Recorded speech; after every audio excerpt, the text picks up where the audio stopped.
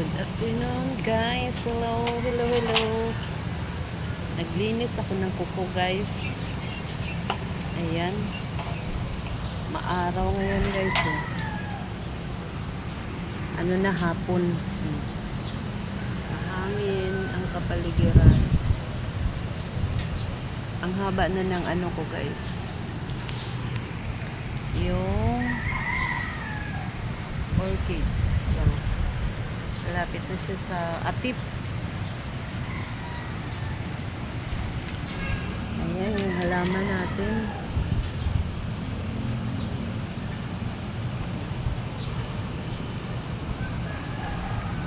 Ito ang halaman natin.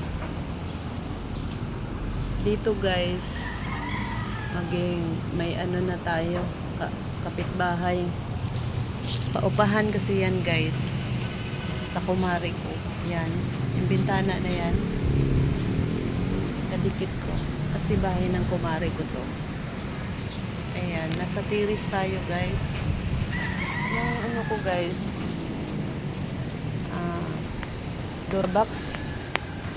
8 months pa lang yung anak ko niyan. Pero okay pa siya guys. Nilagyan ko ng mga kumot. Mga cortina. Pinabangan pa guys. Pwede pa guys. Oh. Budiga kasi namin to guys. Budiga. Sinasadya kong pagawa. Tiris. Diba? Yung tiris natin. Ayan. Tinakpan ko dito guys. Ayan. Tinakpan ko to kasi pag nagsaing sila yung usok hindi pumupunta dito. Saing ng kahoy. Ito ang ating halaman. Ito na lang ta siya guys. Si tinali ko. Ito namatay na siya guys. Ito yung bonsai natin. Ayan. Naglinis ko ng kuko ko guys. Kay mahaba na. Nilinis ko.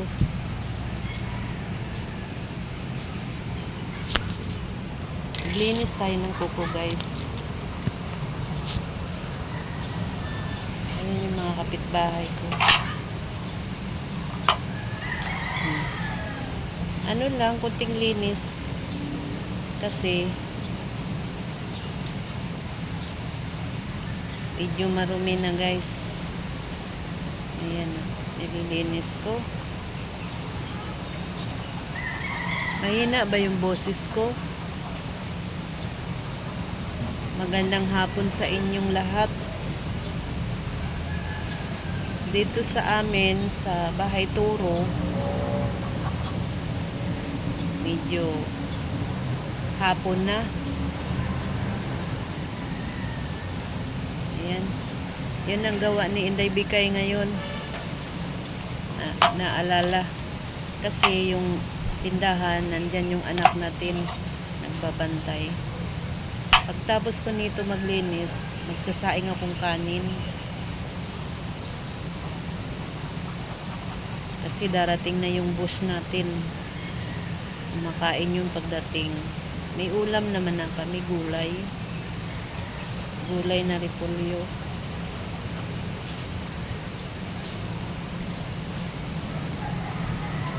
Gulay lang ulam. Paubos na rin yung ano ko guys, oh, cuticle. Kita nyo ba yung beauty ko guys? Beauty. Wala tayong puti. Ngayon na buho kasi nagkulay si Inday Bikay nung isang isang linggo pa. Noong isang linggo. Sa mga kuko ko guys, pati sa baba, ako lang naglilinis. Kasi pag sa parlor, nahiya din ako magpalinis sa parlor guys, kay yung paa ko, yung malaki kong paa, anong tawag niyan? Ano siya guys? Ang lalim. Malalim yung ingrown. Yung tubo kasi guys, payuko. Payuko siya guys. Ayan, nagputol tayo ng kuko. Ito ang ganap ngayon ni Inday Bikay, nagtambay dito sa terrace habang nagpahangin kay sobrang init. Mahangin na pagdating ng hapon, guys. Kaya ito ang ating ganap. 'Di ba? Nakita nyo? Nakita nyo, guys. So, pakita ko sa inyo. Tingnan nyo yung orchids ko, mahangin. Oh, muuga yung orchids ko, 'di ba? Nag-iisa lang yan siyang mahaba. Mahangin. Pati dito yung halaman ko. Oh, umuuga. Ay, umuuga. Pasensya na kayo, guys, ha. Ito lang ang ating ganap. Wala tayong maraming ganap. Kasi nasa bahay tayo. Panoorin nyo naman yung ano ko, guys. Vlog. Sana maintindihan nyo ako, guys. Yung ating mga kaganapan sa buhay. Kahapon, namili ako ng paninda ko, guys. Yung sisto, 3 karton. Hindi naman nakaya ko kahit may karamdaman ako, guys. Medyo healthy na ako, guys. Salamat sa Panginoon. Binigyan niya ako ng lakas ng katawan kahit may karamdaman. Yung result ko pala, guys, sa hospital, yung mga laboratory ko, ikukwento ko sa inyo. May bad news, may good news. Yung ano ko, guys, yung sa ihi, hindi ko pa nakuha. Hindi pa nabasa yung result. Yung fasting sa kuha ng dugo, lumabas. May diabetic pa rin ako, guys. Pero inaagapan ko, nagiinom ako ng gamot. Nag-herbal ako. Tapos, bumaba siya ng 1 puntos. Pero wala pa 1 buwan, guys. Mula noong nalaman ko na mayroon akong diabetes. O, diba? Uminom lang ako ng uminom ako ng herbal, yung dahon ng avocado, dahon ng mangga, dahon ng gubana, guyabano sa Tagalog, gubana sa Bisaya, guys, Bisaya man ko. Tapos yun ang iniinom ko, guys, tuwing umaga. Yun ang pinakatsa ako.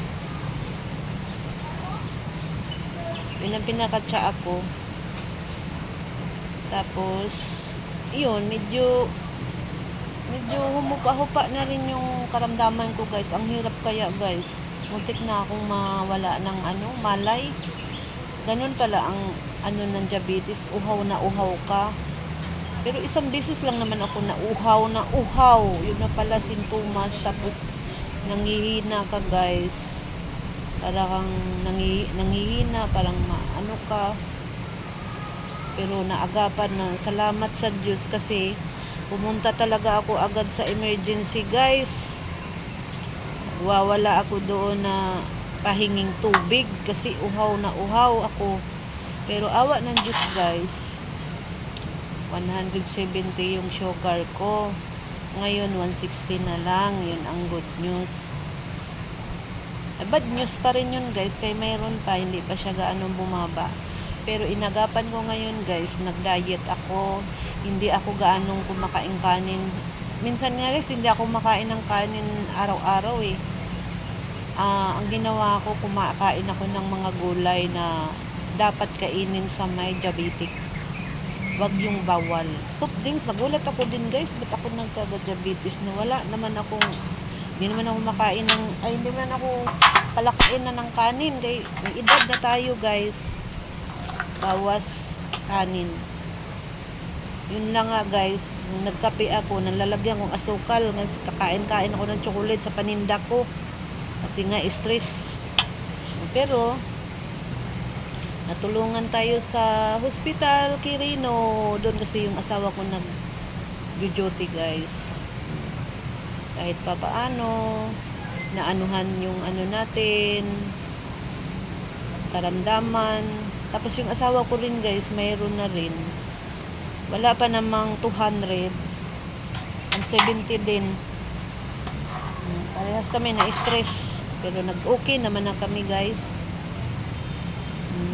Okay naman kami kasi dahil nga sa aming mga karamdaman, kailangan talaga kahit anong galit mo sa asawa mo, lalapit ka pa rin. Hindi naman ako galit sa kanya guys. Siya lang naman ang galit kasi nga may bisyo. Hindi ko kasi gusto yung asawa ko may bisyo. Nagsusugal, wala namang maraming pera. Imbis kay ipang konsumo mo na lang, isusugal pa. Ikukwento ko talaga guys, hindi ako mahiya. Ba't ako mahiya guys? Kailangan ko ilabas. Ngayon, nagbago-bago na siya guys. Inano ko yung cellphone niya guys. Kumpiska ko. Pero 1 linggo lang guys, binalik ko rin. Kaya naawa ako, wala kaming kontak. Dito na ako sa kabila guys, maglinis. Kailangan nating magbago kay matanda na tayo. Hindi na tayo magbisyo-bisyo kay wala tayong maraming pera, taghirap ang buhay. Ngayon, isang araw magkasama kami, nagpa-laboratory. Ayaw nga niya magpa-laboratory, gawa ng natakot. Ayaw daw niya malaman yung sakit. Sabi ko, napapagod ka rin. Baka yun din si Thomas kasi may lahi siya sa nanay niya, may diabetes. Kami na ng dalawa may diabetes guys, pero okay na. Ayaw naman niya uminom ng herbal na nandidiri siya. Bahala ka, kaya mo naman sa katawan, pero tinuruan ko siya, magbawas ka sa kanin at wag kang kumain ng bawal sa diabetic. Hindi naman siya umiinom din ng soft drinks. Yun lang nga, juice. Sabi ko, wag ka na mag-inom noon. Mag-water ka na lang, kako. Ayun. Tapos, yung good news, guys, yung iba kong laboratory, yung yung cholesterol ko, bumaba na rin kasi nga nag-diet ako, tapos nag-exercise. Ganun ang gawin nyo guys. Basta ang aking vlog guys, sa halo-halo, basta sa bahay, kwento sa buhay, kwento sa pamilya, sa pamamahay, pagtitinda, pamalingki. Yan ang ko guys. Tapos dito na tayo sa dalawa. Sinong nakarelate na sariling sikap maglinis sa nails?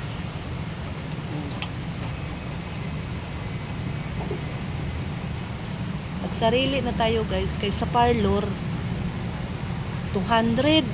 Magbigay ka pa ng tape. Dito bibili ka lang ng ganito 35. Mayroon naman akong gamit na. Ikaw na lang maglinis, tapos bili ka ng Q-Tix 35 lang din, 40, ganon. Ilang beses mo pag magamit, diba? Utak-utak din. Hindi na tayo kailangang pasosyal-sosyal kay lalo na kay may pinapaaral tayo guys, malapit na magka-college. Kaya nangingi ako ng tulong sa inyo guys, i-subscribe nyo naman ako. Wala tayong guys, underwear kay sobrang init. Sana maintindihan nyo naman ako. Nakasando ako guys. Iba-iba yung kwento ko guys, no? Balik tayo doon sa natin, laboratory.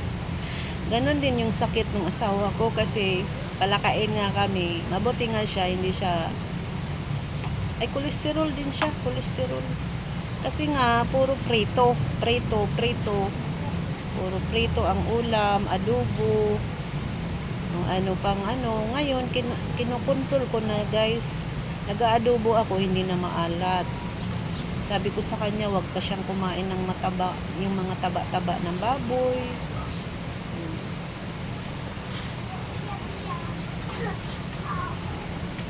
Ha? Oh.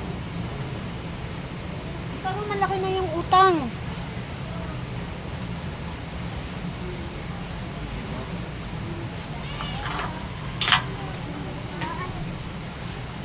Nasa 400 na.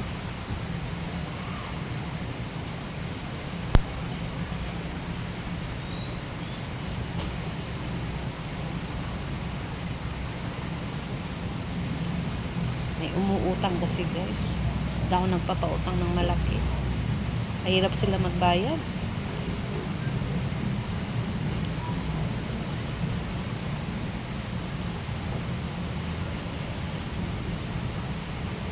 Babayad naman, kaso lang, Diyos ko, buwanan guys.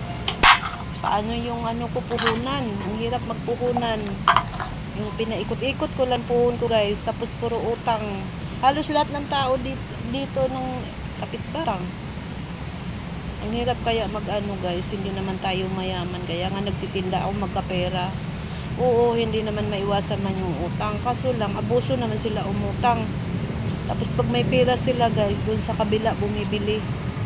Pag utang dito sa akin, kasi nga mabait ako. 'Di ba? Kaya nga dapat nga isara ko na yung tindahan na guys, kasi dagdag pa yan sa sakit ng ulo ko. Bawal nga ako ma-stress. Isaya nga naman, mayroon namang matino magbayad. Talagang cash. Oh. Eh, katiting na yung tindahan ko, puno sa mga utang. Ngayon, may mga utang, tagal magbayad. Nagbabayad naman ng tagal nga, yung puhunan mo, pinapaikot-ikot mo lang. Kasi sana kung 10 days lang, 1 week, hindi, isang buwan, bago ka sobra pa sa buwan. Mayroon nga 3,000 guys, nung utang sa akin, isang buwan, Diyos ko. Yung 3,000 ko, dapat napaikot ko na yun. Eh, magkano lang naman tubo sa tinda guys? Galit yarn. Di kinakwento ko lang lahat guys. Diba nga yung ano ko guys, vlog, sari-sari. Sari-saring kwento, sari-saring ganap. Ganap sa ano, buhay-buhay, sarili. Ganun ang ganap ko guys sa aking vlog. Kaya sana maintindihan nyo.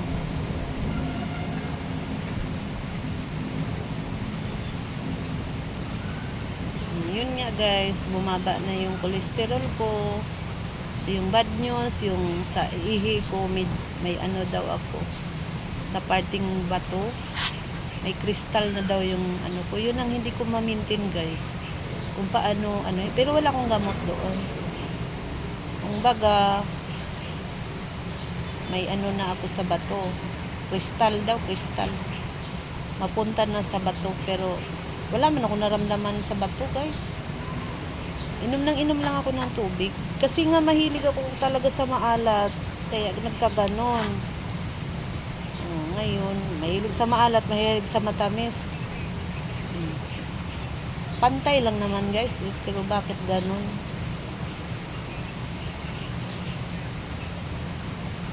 Pero kaya nga kayo guys, kung sinong nakasubscribe sa akin, turo ko lang sa inyo guys, control kayo sa kain.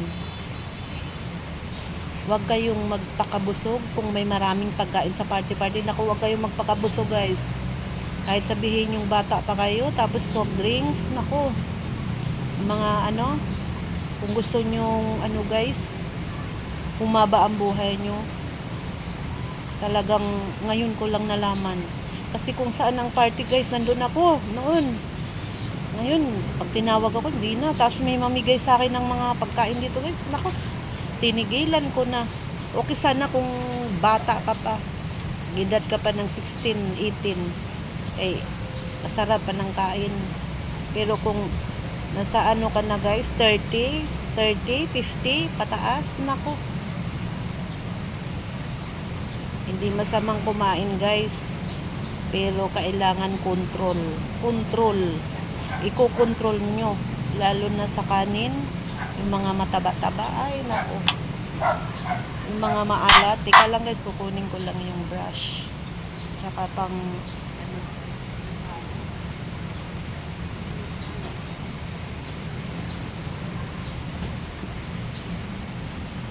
Ayan, kinuha ko na guys. Ito. Brush. Brush. Kayo guys, ingat taon mo. Kung sino mga Bisaya dyan, ingat kayo sa mga katawan nyo na hindi kayo magkasakit. Dapat permanent yung ano nyo, sugar, dugo. Ako, tinan mo ako ngayon. Pero lahi talaga sa amin guys. High blood. Lahat ng... Ha?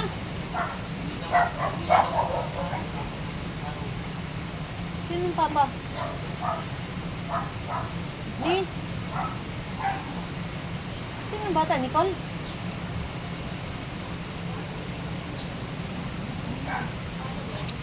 May ginagawa ako eh. Kama nagpaalam ba siya kay ninyo? Baka magulat si ninyo. Ang laki na ng utang dyan. Oh, sabi mo na, itanong mo muna sa papa mo. Sabi, bayaran nga ngayon eh. Yan na naman inaano nila ako.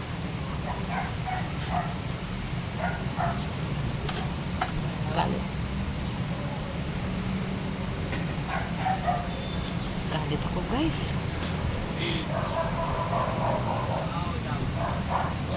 Lista mo, ano ba kukunin? Sus. Suplings pa. Wala namang mga pera. Lista mo, 40.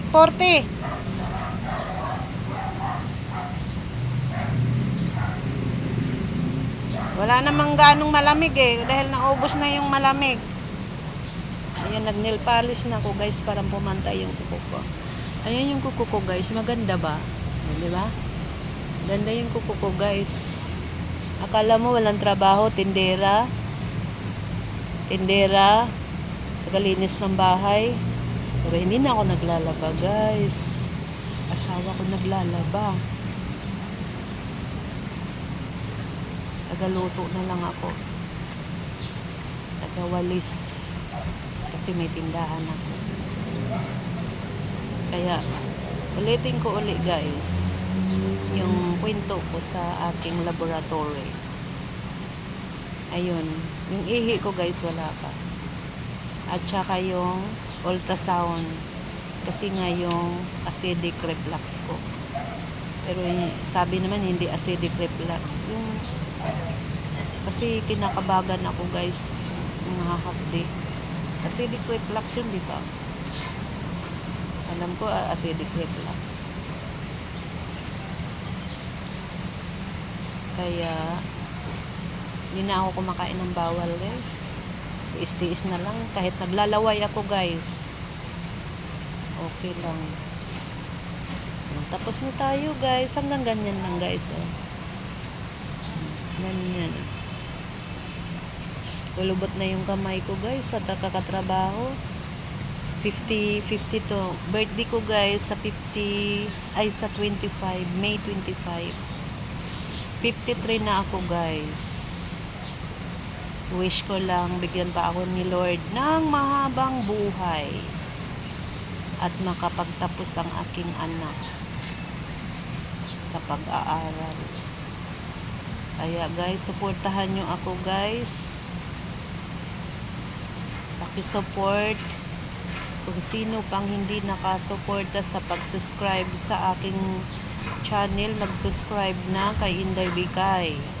Bikay lang, pero ang pangalan ko is Maribik Sinahon. Excuse me. Guys, 100 plus 100,000 plus na ang ating subscribe. Thank you sa mga nag-subscribe, pero ano na guys, mag 2 years na ako. Mag 2 years na ako nagba-vlog pero hindi pa ako na-monetize, guys.